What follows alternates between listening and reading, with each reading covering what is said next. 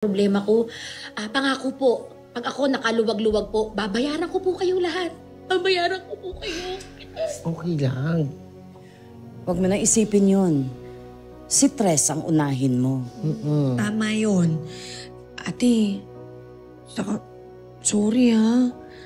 Alam mo na, bugso ng damdamin. Kasi, yung tsona na yan, talagang uminit yung ulo ko dyan eh. Tama na. Ang sama ng ugali, ate. Ang sakit ng pangako. Hindi ko alam kung makakakanta pa ako.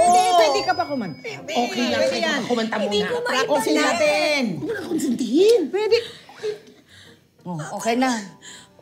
Mabuti pa, magsiuwian na kayo. Sige na. Salamat po ulit. O sige. O, mauna na ako, ate ha. Mauna nga, pahinga mo yung panga mo. O sige, ate, ikaw din ha. Sorry ka na. na, ha?